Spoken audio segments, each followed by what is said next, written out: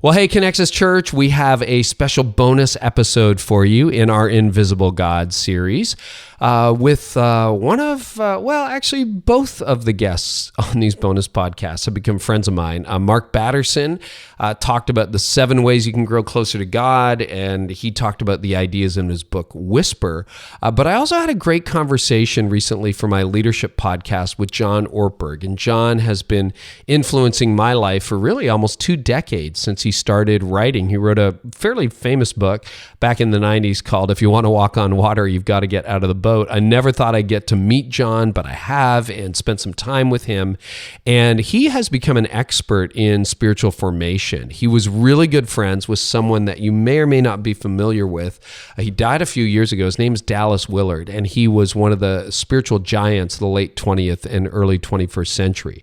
And so John spends a lot of time talking about Dallas Willard's ideas, and I really talked to him about spiritual formation.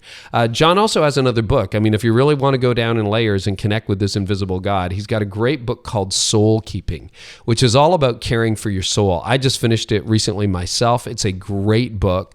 And again, this is all the stuff that we don't really have the time in a 1-hour service to get into on a Sunday morning. But hey, we want to help you. I mean, you may be on a walk or a run or, cooking dinner or driving somewhere listening to this, but it's a chance for you to really go deeper in your relationship with an invisible but a very real God. So here is my conversation. Again, I had this originally on a leadership podcast I do, but we thought we'd bring it to you, Connexus, so that it would be convenient and easy for you to access. Really a guy that I think is one of the foremost spiritual formation thinkers alive today. His name is John Ortberg. He is the senior pastor of Menlo Park Presbyterian Church in Menlo Park, California, which fascinatingly is right in Silicon Valley. I've actually been to Menlo Park, and he's written numerous books. And here's my conversation with John Ortberg. John, welcome to the podcast. It's really, really great to have you. Carey, it's wonderful to be here. I only wish I could be in Canada instead of California right at the moment. And I probably wish I could be in California rather than in Canada. So there you go. Actually, we should have done this in person. I think I'm going to be down the road from you in San Jose in a couple of days. But you know how this works, right? With schedules and everything. Come out anytime. I think it's a lot more likely that you'll come to California than I'll come to Canada in the near future. Sometimes it works that way, doesn't it? John, we've had the privilege of chatting a bit online, and then we got to spend a day together recently in California. And there are so many directions I could take this conversation because you're somebody I've listened to and followed literally for a couple of decades. I think probably since the late 1990s through the Global Leadership Summit. I first heard about you and your work at Willow, and it's just been great. So we could talk about, your writing and thinking, which has been just a significant influence for me and for a lot of others. Your leadership in the local church, which is actually fairly extraordinary and not an often told part of the story. I'm fascinated by your deep friendship with Dallas Willard. And then you also speak into the state of soul care among church leaders and pastors and even, the way we relate to each other. So thought maybe, we'll see how much we can get to in this interview, but I thought we'd start with your latest project, which is a book, a really good book. It's called I'd Like You More If You Were More Like Me, which is just actually true, isn't it? I have a very good friend that I went through Fuller with in the School of Psychology, and he's a therapist. And he says actually that differences are the number one barrier to intimacy or relational connection in life. And that's a lot of where the title comes from. That a lot of times we're drawn to people because they're different than us, and that kind of fascinates us, and we know we need some of what they have. But then when we get into the relationship, it's precisely those differences that make us feel like, God, that person is so weird. Why can't they just be normal like I am? So we're going to start with marriage therapy. Is that what you're saying? That's always a good place to start. Opposites attract, right? I mean, isn't that the story of most marriages? It's like, wow, she's so amazing, or he's so great, and they are different. We marry our opposites, but then it's those things that often we spend a lot of time trying to navigate. True? It's just really interesting. One of the guys on the faculty when I was going through Fuller was a guy named Neil Warren, who ended up starting eHarmony. Oh, wow. And, Neil has done a ton of research on marriage and what makes a marriage work. And he said there's always that kind of debate between, is it birds of a feather flock together or is it opposites attract? And that in this case, the research is very, very clear. Every similarity is money in the bank. Really? And in fact, this is so true that literally, if you are more than one standard deviation different from the other person in IQ, if there's a greater than 15-point IQ difference, a couple is more likely to get divorced. Oh, And wow. so, differences, while they are a part of what makes for chemistry and creates this sense of mystery, and we're often drawn to, they are unquestionably a challenge when it comes to navigating a relationship, and especially marriage. Isn't that fascinating? So Yeah. the things that attract you eventually repel you? Is that kind of the idea? They become challenges that you're going to have to figure out how to deal with in the relationship, because like in my marriage with Nancy, I'm an introvert. I like alone time. I like to focus. I like to be undistracted. Nancy is a raving extrovert. She has never had an unexpressed thought or feeling.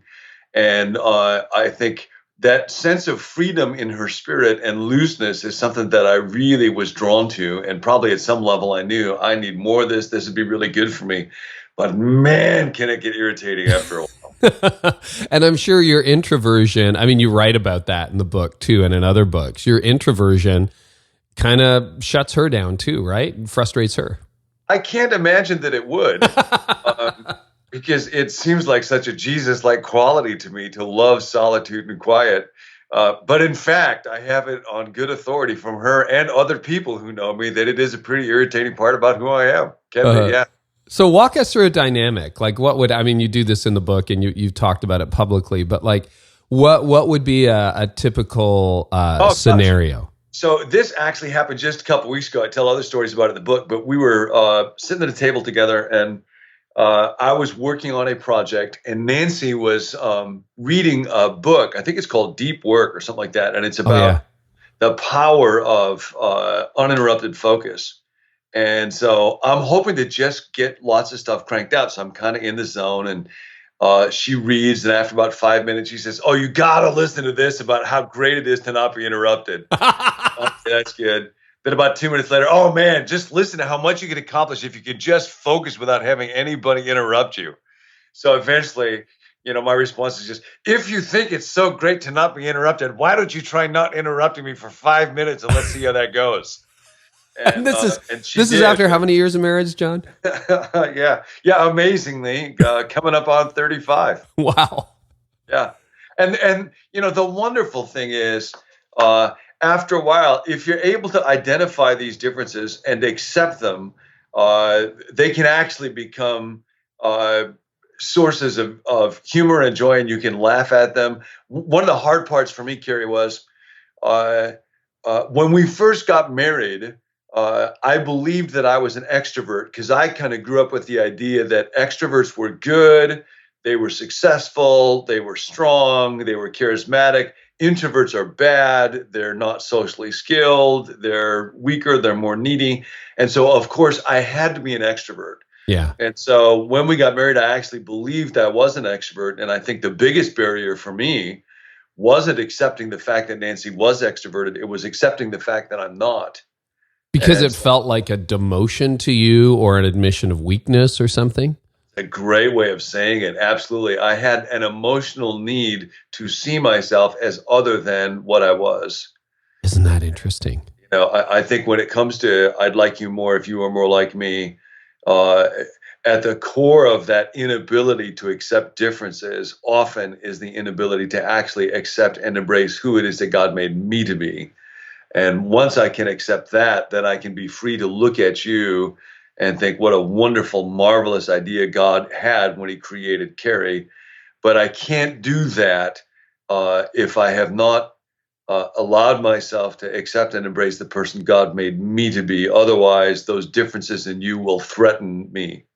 Why do you think it's so hard for so many? Because you're already hitting on a core issue, I know, in the leaders who are listening. A lot of us really do have difficulty accepting ourselves, don't we? Why is that, and how does that manifest itself?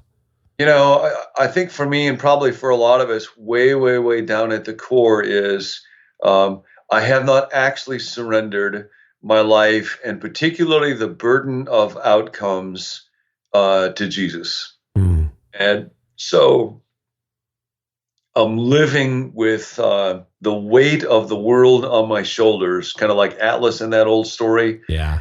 because I have to be the person who is successful or is admired or who other people are following or who looks like a leader or whatever that is.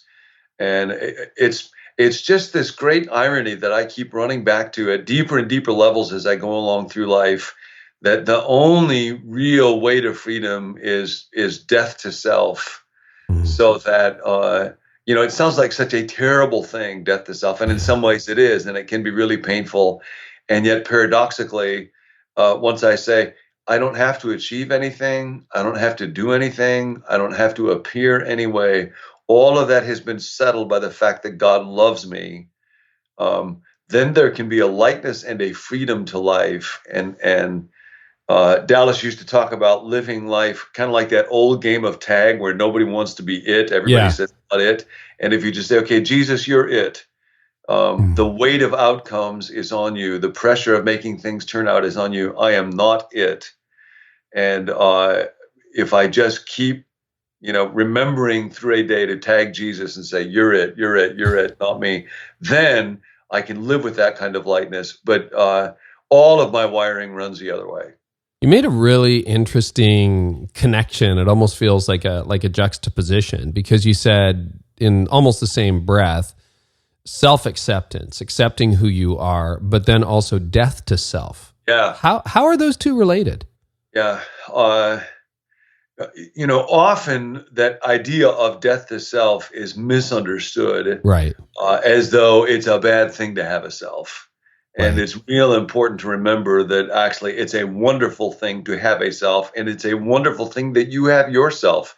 And we all kind of know this when we look at each other. What a much better world it is because Carey is in it than if Carey was not in it. And I think about times that I just get to listen to you, or I was telling you when I gave to all the elders at our church a book that you wrote about change management and Moses, and it was wonderful and had such a great way of talking about stuff. And what a good thing that those thoughts came into the world through you, and what a better world it is because you're in it than it would be if you were not. So to have a self is wonderful. To be yourself is wonderful. Death to self is always death to a lesser, ignoble self so that a greater, better self might come to life. And really, it's simply saying, I no longer have to be attached to my desires. It's really interesting because self-perception's at the heart of this, John. And when we met in person for the first time, other than shaking your hand at Global Leadership Summit 15 years ago, which I'm sure was a life highlight for you, was when you came out to say hello, and you told me about, the fact that you had not only read Leading Change Without Losing It, but had shared it with your elders and used it to navigate some of the issues that you were facing at what was then Menlo Park Presbyterian Church, as you transitioned to traditional church through change, which I hope we get to, and if not, next round on this podcast. But it was so humbling for me, first of all, that you would read something I wrote, just blew me away, and share it with your elders. But, interestingly enough, often we think what we do is not very significant. Of all the things I've written, of all the books I've written, that's the one that sold the least. And I believe in it, and I still teach on it and everything. But sometimes we just get obsessed with numbers or growth or whatever, and then you realize, no, God, you really use that in a powerful way. So it was a really rich and beautiful moment for me to discover that as well. And I think there's a leadership lesson in there too. Do you think leaders struggle with self-acceptance more because you've also touched on the fact that we chase things and we're in leadership and we're in the arena and we're looking for affirmation or that kind of thing? Does it get just naturally a little more toxic in leadership if you're not careful, John? Yeah, one of the reasons that I wrote this book is I hope especially people who are involved in leadership will read it, Uh, Folks who do research in this kind of field will say the number one predictor of whether or not, for instance, if somebody's in the field of pastoral leadership, church leadership, the number one predictor of whether or not it'll be sustainable is, do they have a fully disclosing friend? Mm. Do they have another person with whom they can share all of their secrets, talk about their struggles, talk about their temptations? The reality is that leadership is really a form of servanthood. Yeah. If I'm leading an organization and I understand that rightly, I'm seeking to serve the people that I lead. And I cannot lead people effectively unless I'm free of the need for their approval. The book is a lot about intimacy, right? About intimacy with God, getting close with others. You've been a pastor for decades. Why do you think pastors struggle with that so much, church leaders?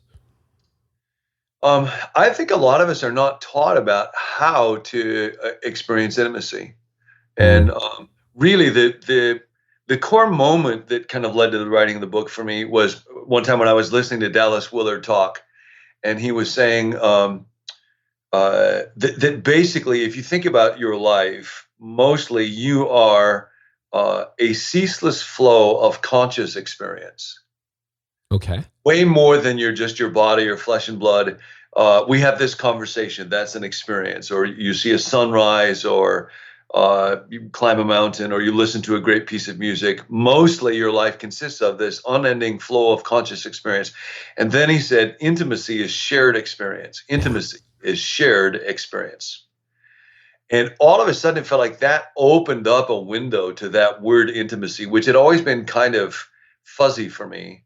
And I think a lot of times, especially leaders that have a really high drive, will think of intimacy as something that's for touchy-feely people, or it's about these real deep emotional dramatic moments, or it's just about sexuality. And so to recognize, no, it really is has quite a clear definition. It is shared experience. And what that means then is anybody can learn how to grow in intimacy as we offer to share our experiences with other people. I think paradoxically, leaders often, because we feel like we've got to produce what we accomplish has to be measured, it has to look good, we actually devalue our own experience of life together with God on earth. And then we often don't learn or don't value just the simplicity of sharing experience with another person. That's not something that feels impressive on the resume or the list of things I've done today. I think that resonated with me so much when I read the book, that intimacy is shared experiences. That's probably one of my top takeaways. And when I thought about my life, you kind of look back, you go, well, of course, because it tends to be like, if you think even in a staff context, let's take this very, leadership focused. Often if you've gone on a trip or gone to a conference with somebody, or even, sometimes to save money at our church, we'll share hotel rooms and that kind of thing. And those are always the shared meal, the shared experience, the travel together, the we almost missed our flight experiences, or friends you vacation with, or people that you don't just sit around in the living room with, but you do something with. You go for a hike, you head out on the water for a day, you do a bike race together. Those seem to be the most intimate relationships over time. Is that what you're driving at? When people get to the end of their lives, those are the moments that they remember. Those are the moments that they treasure with people they love the most, with their family and with their friends. When people die and there's a memorial service, those are the moments that we talk about, those shared moments that we have with each other. That was what Jesus was the master of. Mostly, when you think about it, discipleship was simply about shared experiences with Jesus, where Jesus would be talking and they would be learning together from him. It's this odd dynamic in life where the things that we share the most, I think it's part of the way the evil one works, that the things that we will treasure the most are the things that we're tempted to devalue and demean, especially as leaders. Yeah. And the trophies that we can just run after end up just sitting on a shelf tarnishing. My wife has always been better at this, John, than I have. And she'd said for years, hey, we need shared experiences, traditions as a family. And, I was never fully as committed. And looking back on it, I'm like, man, she was, again, right. It's irritating, isn't it? It's very irritating. It's like, why is she always right? Yeah. Last night we were talking about what temperature you should freeze food at. And I thought it was okay to freeze it at maybe, I don't know Fahrenheit anymore, but, -5, -10 Celsius. And of course, it needs to be -21. So my answer was accurate up to the Great Depression. I was quite scientifically accurate. And then over the last 80 years, science has proved her right. But I'm sticking with my ancient interpretation personally, John. No, do you think it's possible to have an intimate relationship with God if you don't actually have a truly intimate relationship with people? Are the two connected? I think the two are connected. I think there are some people who are, it's a little bit like music or athletics. There are some people that have a natural predisposition to be really good at it. Mm. And I think one of the things I get into in the book is there's a researcher named John Gottman. He's kind of the number one guru on marriage in our days. Right. And he talks a lot about what he calls bids for intimacy or bids for connection, that in a relationship with other people, folks are constantly saying things like, have you had coffee yet? Or did you read this book? Or have you seen that movie? And what's underneath those is they're actually saying, would you like to connect? And I know of some people in my life who just have a natural ability to recognize those bids and respond to them with great skill. And so they tend to have more intimacy. And there's other people whose heart may be really good, but they struggle much more. They just have kind of a tin ear when it comes to that. And it can be learned, but they're never as good at it. I do think, Carey, that there's something about God where even people who are not naturally good at human intimacy may be able to learn how to share their experiences with God in deep, rich, and wonderful ways. So that's good to know. I think it's kind of both, and I think as we get better, we all want to get better at experiencing intimacy with people, and God calls us to that. So as we strive to get better at that, I think that does draw us closer to God.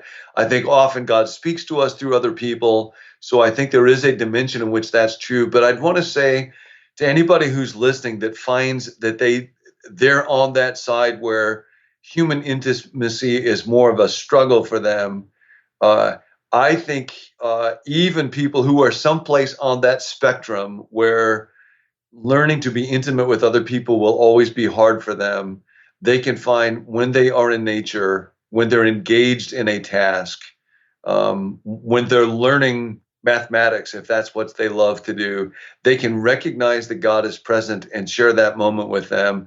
And I do think there's a deep way in which intimacy with God is available to every human being, whatever their natural skill set is for human intimacy. So if people are saying, they kind of know that they don't feel very close to God. And, when I look back on my life, I've gotten a lot better over the years of picking up on those cues. I never really understood them in my 20s and 30s. And now I'm like, oh, that's what's going on. Like I'm not that bright. But you learn, you're right. It is a learnable skill. So what are some things, some essential ingredients for intimacy? It's like if you focus on these handful of things, you are going to have more intimate relationships. What would you say, John? With other people? Yeah, let's start there with other people. Sure. Well, the first one is, do I actually want to have more intimate relationships with other people? That is so honest, because you know what? I bet you if a lot of leaders answer that honestly, they're like, nah, I don't.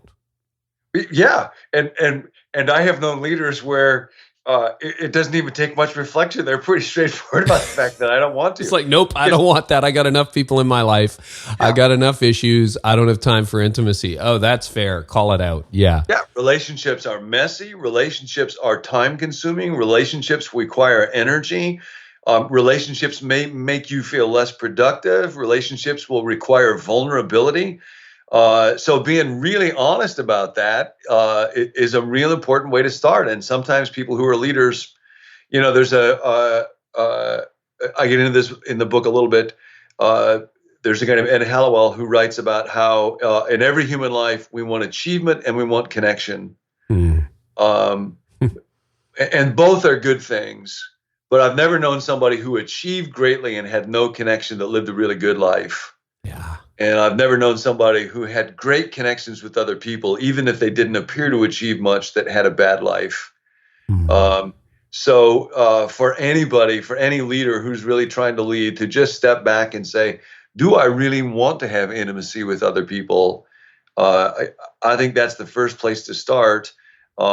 And if I don't, to ask, why is it that I don't? And what might need to change for me to genuinely want that? And God, could you help me to desire intimacy at a deeper level? I think anybody who doesn't have it, they're running on fumes. And in some ways, our experience of joy and delight in life is going to be impoverished because we were hatched to attach. We're made to be connected with other people. And there's always woundedness if that's not going on. And then if people are really serious about intimacy, I would say the next place to start, and this is kind of the good news that it can be learned, is to go through a day, and you can actually keep score if you're a scorekeeper person. Just notice in comments that other people make, in emails that they send, and so on, where has somebody made a bid to connect with you? What happens for a lot of people is those bids come. Somebody just stops by the office and asks, did you see the game last night? Well, that's a little bid for connection. But if I'm just in blinders mode where I'm trying to crank stuff out, I will treat it solely as a piece of information. Nope. Who has time for a game? Come on. Yeah. And anytime a bid for connection comes up, Gottman says you can respond in one of three ways. You can reject it, just no. You can ignore it, or you can accept it. And to learn to recognize those little bids for connection, and then to learn to get better at accepting them. And especially in our families, and especially in our marriages, for anybody who's married. What's really interesting is intimacy in marriage is not primarily about conflict resolution. That's actually not the best way to build a great marriage, to get really good at conflict resolution. It can help, but the fundamental way is not getting better at resolving conflict. It's getting better at recognizing, giving, and responding to bids of intimacy.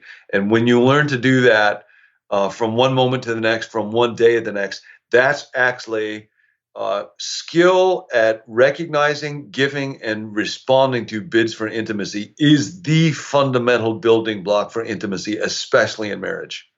No, that's good counsel. And I mean, I certainly resonate with that in terms of, marriage and even the relationship with your kids, because eventually they grow up and all you have left is, at this stage in life. And as I'm learning at this stage in life, all you have left is relationship, John. That's it. But you're a busy guy, all right? You lead a growing multi-campus 6-7 location church. You write books, you speak. I mean, you've got as jammed a schedule as anybody listening to this podcast. And I think we've all been there when somebody knocks on your door at Menlo Church and goes, "Hey, John, do you see the game?" And you're like, "I'm trying to write my message." Like, how do you, I think a lot of leaders, there are thousands of leaders listening to this who are like, I have too many of those bids.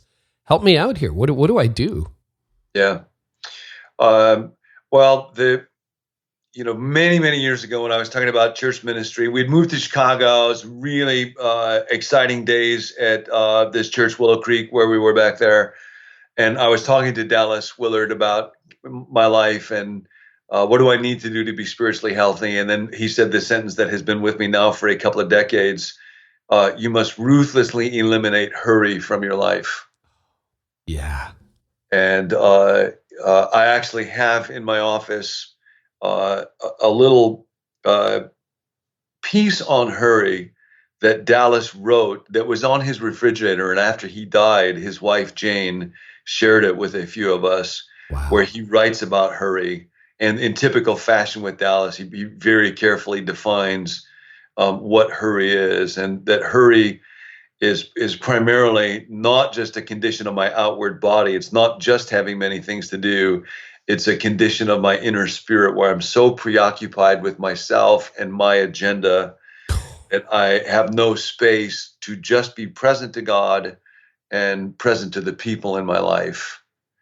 And so to cultivate that, to ruthlessly eliminate hurry from my life, and to be available to God from one moment to the next and say, I will just receive this moment as manna from you, and I will trust you with outcomes, and I will not live under the crushing burden of all these things that I have to do as if the world depended on my productivity. And I find, at least for myself, Carey, almost always when there's this kind of hurry, it includes a burdened sense of preoccupation, and then a little bit underneath that will be self-pity and martyrdom. Poor me, because I have so much to do.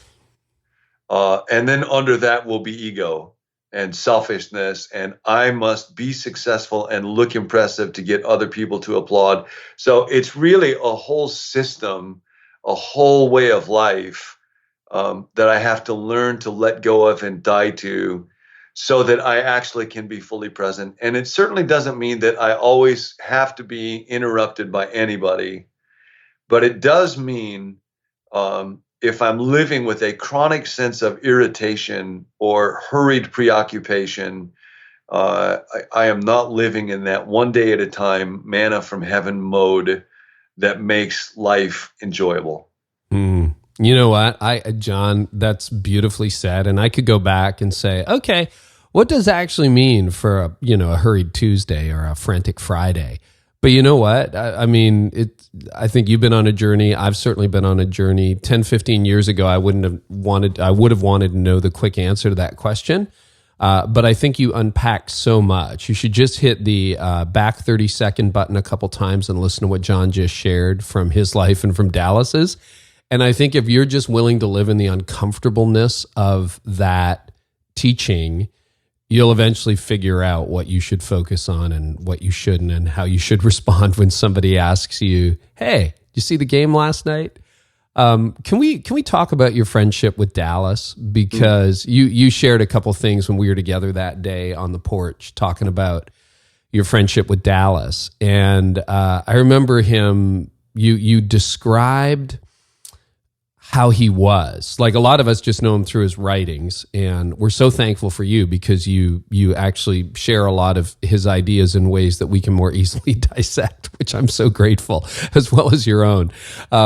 But you described his, I'm going to use a Old Testament term, countenance, his personality, and it was fascinating. So tell us about what Dallas was like, because you knew him for 2 or 3 decades, didn't you? Yeah, for any of our listeners who will not know him, Dallas Willard was, for many, many decades, he taught philosophy at the University of Southern California. And he was probably the smartest guy I have ever known. I used to joke with him, I would never get into an argument with Dallas, or else he would prove that I didn't exist. And he had literally read, from Homer on, just about everything of significance about the human condition. Wow. And then worked very hard to just distill, what did this writer mean, and did Dallas think this was right or wrong? And that's why, for anybody who tries to read his books, he doesn't use technical vocabulary. I mean, his words are straightforward, but there's a density to his sentences. Oh my gosh, yeah. Because it's like every one of them is an iceberg. There's just a whole body of great human thought underneath them. And he always knows precisely what he means by words. Spirit is disembodied personal power. Joy is a pervasive sense of well-being. A disciple is somebody whose ultimate goal is to live the way that Jesus would if he was in your place. Words that lots of us throw around vaguely. Dallas was not vague about it all. And so when I began to read him, it kindled a great hope in me. I felt like this is somebody who has really thought it through and understood much more about God and faith and life change than I did. And so I wrote to him after I had read his book, Spirit of the Disciplines, and it just impacted me so deeply. And it turned out that he lived just a few miles away from where I was. I was living then in Simi Valley, California. Yeah. He lived in Box Canyon. So he invited me to come to his house. And I did. And it was this little white picket fence. And the house was like a reproduction of very rural Missouri, where Dallas had grown up in Southern California. And the really striking thing about Dallas was the first time that I met with him, how absolutely unhurried he was. Yeah.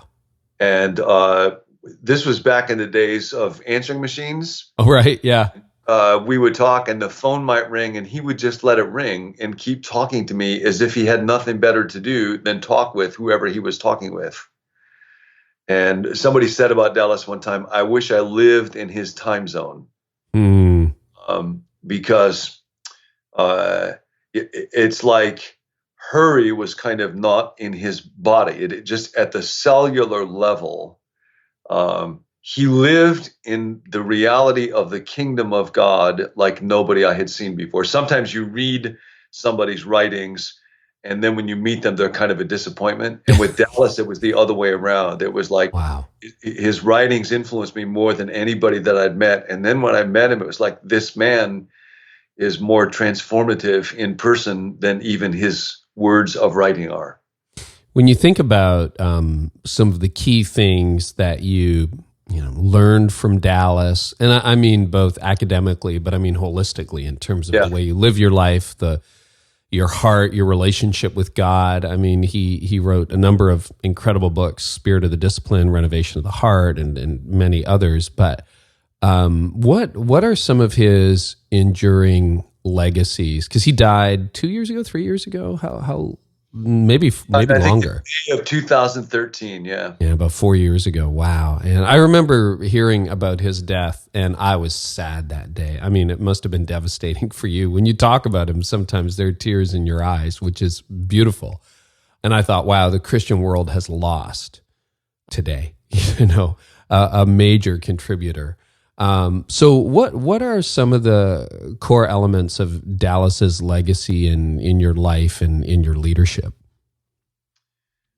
I would say the primary one is this. I have a very difficult time thinking about any dimension of faith without thinking thoughts of Dallas. Yeah. I mean, so I'll mention a few things quickly.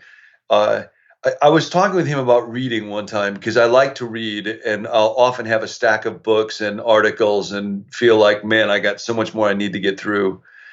And Dallas said, when it comes to reading, aim at depth, not breadth. Mm-hmm. Because if you aim at depth, you will get breadth thrown in. But if you aim at breadth, you will get neither depth nor breadth. Wow. What he meant by that was if you look at spiritual formation or you look at leadership, if you get one person who really helps you understand this craft or this field, and you immerse yourself deeply in that person's thoughts, because the human condition is a constant, there will be certain ideas that you'll find in other writers. So with spiritual formation, why is confession important? Why is self-examination important? Why is solitude important? Or with leadership, why does vision matter? And if you go real deeply in one thinker that really helps you, then when you read another thinker, you'll come to those same ideas and you'll immediately know, I understand what they're saying. But if you're always skimming on the surface, nothing ever really gets to you to transform your mind. And so one of the things that I do is I am constantly reading and rereading Dallas because he is so helpful to me. So it's not at all like I think, well, I've read that book and I'm done with it. Yeah. And I'm literally never not reading again words that he said. And what that means then is my mind internally in just its infrastructure has been shaped by his thoughts in ways that continually give gifts. So more than anybody else I've ever known, in many, many ways, Dallas is just not gone. You led us through, I guess, a meditation. I don't know what you want to call it, of the 23rd Psalm that was so rich. Just if you could in just a moment. I mean, I remember even the what kind of sheep lie down in green pastures. Can you just tap into that stream for just a few minutes? I mean, if you want to take longer, go ahead. It was really impactful. Kind of like, wow, I really need to pay attention to this. Again, something else that Dallas did was, I think one of the reasons why he spoke to my faith so deeply is things that I always hoped were true about God or about life, Dallas simply saw as true. And he recognized this is what the scriptures were saying, and it's real. So with the 23rd Psalm, for a lot of us, those are just words that we might hear in a memorial service or see on a plaque on a wall. Yeah. And for him, they described reality the way that you or I might think the law of gravity does. And he starts with this notion, the Lord is my shepherd. And what that means is I am under the care of somebody else. I'm no longer under my own care, so I simply don't carry the weight of the world on my shoulder. It's all Jesus is it. That's what that means. And then I shall not want, that is life without lack. I don't have to be lacking in anything. And this is where, for leaders, the freedom to live in that reality. And the reason for it is, in any moment, God is present and God's love is here and God's guidance is here. And I don't ever have to live in a single moment where the sufficiency of God isn't present and available and enough. So it is possible to live a life where I am no longer tormented by unsatisfied desires. And then that leads to those images of, he leads me beside still waters. He makes me lie down. Well, you will only lie down in green pastures if you're full. If you're still hungry, you got to be eating. And by the still waters, if you're not thirsty, if you're not tormented by unsatisfied desires, then you can be by the still waters, but you're not drinking because you're satisfied. And then as you keep going through that psalm, though I walk through the valley of the shadow of death, I will fear no evil because you are with me. And when Dallas was dying, one of the most remarkable statements that he made was, I remember he said one time, I think when I die, it might be some time before I realize it's happened. That thought had never occurred to me. Oh, okay. I was like, oh, wow. In other words, the life that Christ had given him here was so rich that it's a continuum. What was he saying? Jesus said one time, whoever trusts in me will never taste death.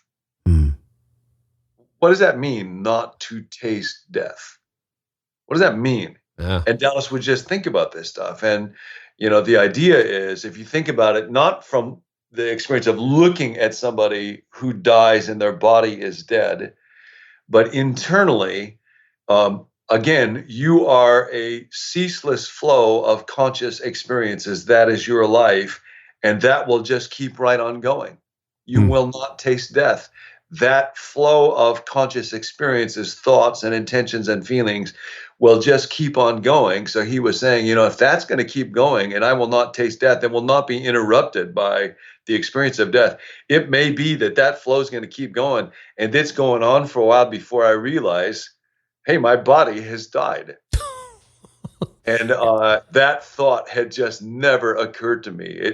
When he's facing death, so he's thinking about what's about to happen. Oh man! But the reality of the presence of God and that statement of Jesus, "Whoever trusts me will not taste death," was so present before him that even the meaning of death, the prospect of death, looked different to him than it does to me.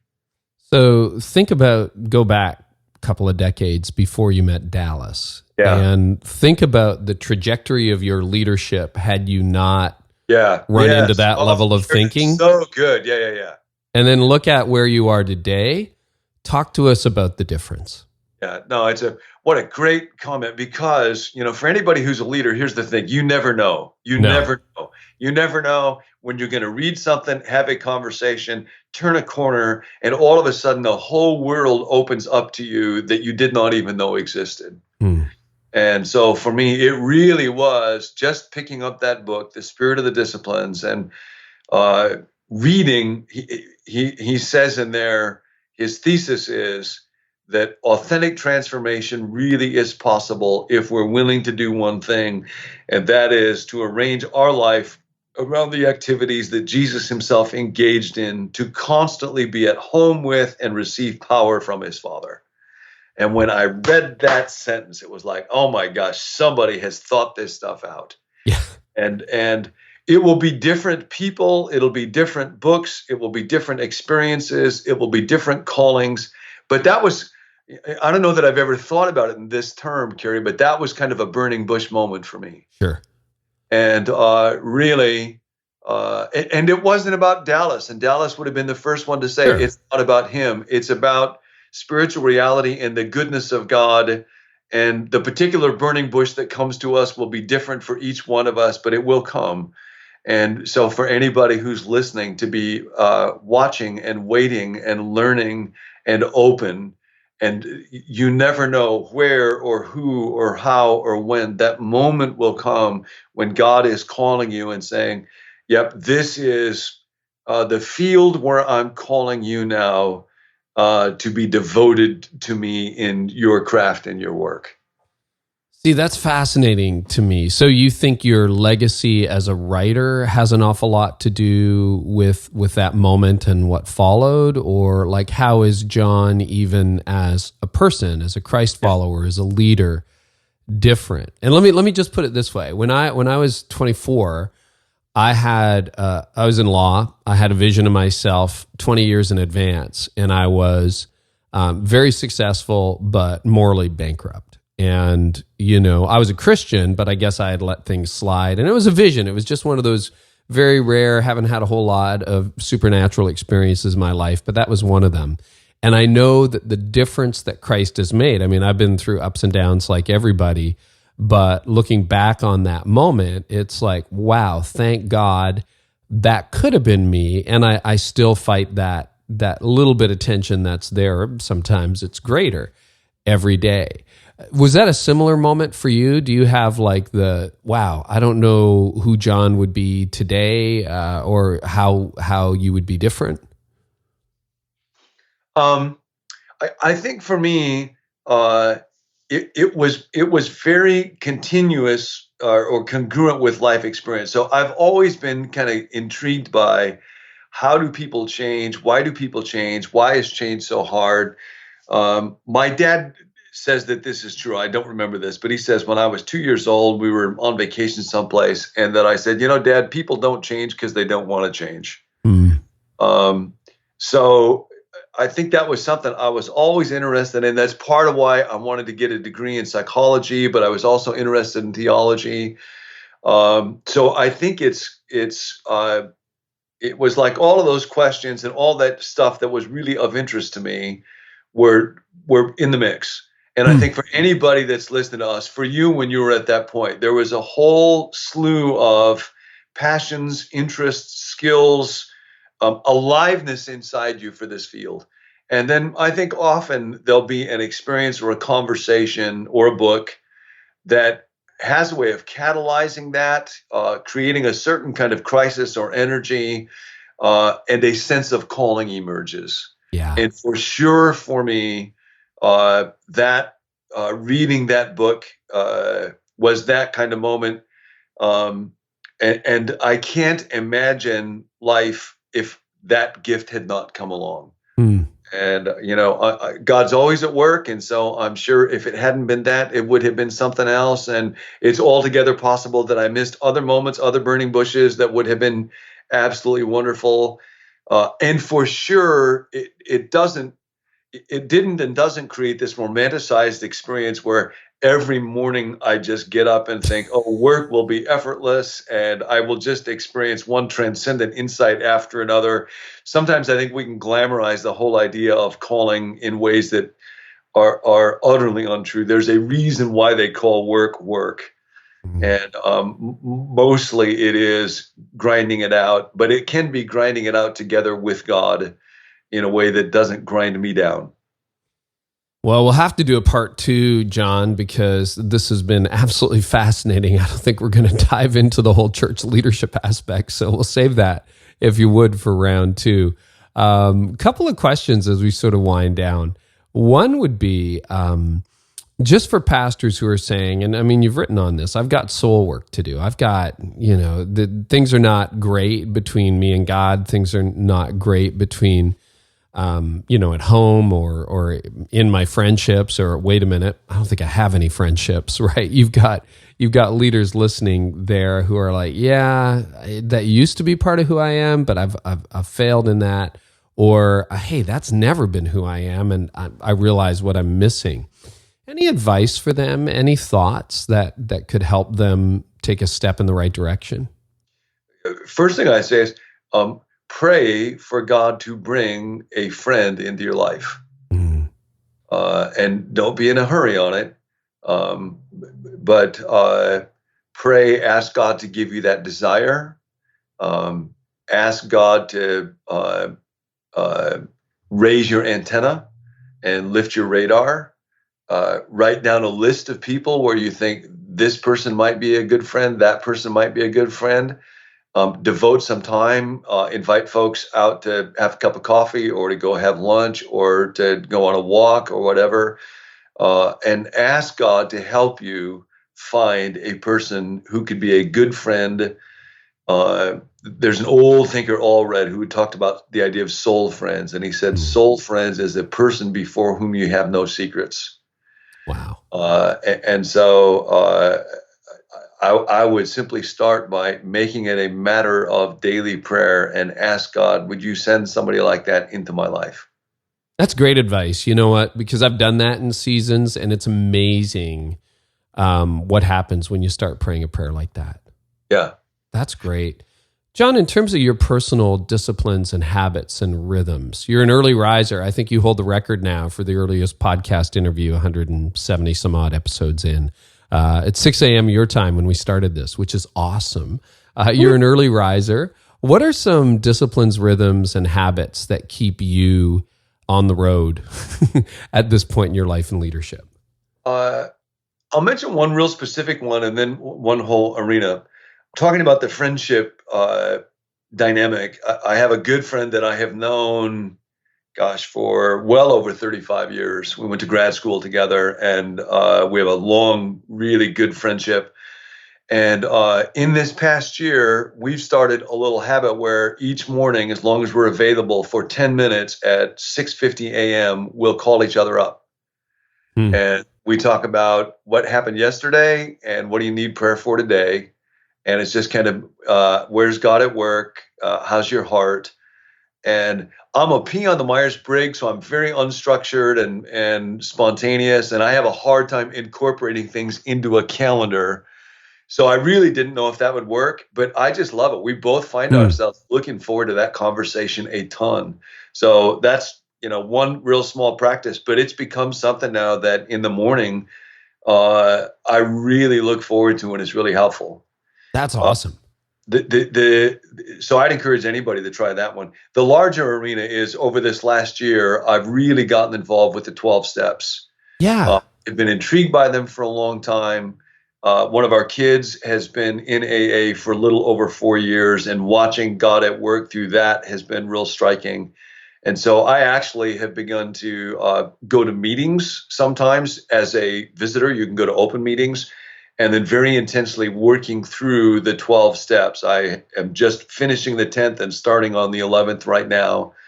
And so to learn, there's a whole body of wisdom about how to actually do the steps. How do I surrender my life and will to God? How do you do a fearless and searching moral inventory? How do you make amends? That's been a great gift. Yeah. Well, there's so much we could continue to drill down on, and I remember having a longer conversation about even the 12 steps, and I think I look forward to what you've learned from that and you sharing that with leaders. John, people are going to want to get in touch with you, and they're going to want to find the book. So tell us where we can do that. I think the book is available at bookstores all over America and Canada, Barnes & Nobles. You can get it through Amazon. You can go to johnortberg.com. Oh, that's cool. John, this has been so rich, and I want to thank you for the time together today. I have really enjoyed it, and can I just say, God pour out rich blessings on Carey, and God pour out as many blessings on all of us who are experiencing this moment together as we are able to well absorb. Well, thank you so much, John. All right. Well, hey, Connexus, I hope you found that helpful. We love bringing you these bonus episodes from time to time, and we really hope that you are enjoying the Invisible God series. We have a lot of stuff in that series, so make sure you check out those messages. Also, my other bonus podcast with Mark Batterson, a good friend and a great author. He's written a lot of helpful books, and we talk about how to connect with God, and here's our goal. We want you to grow in your relationship with Jesus Christ, and hopefully this really helped with that. Hey, thanks so much for listening, and we will see you Sunday.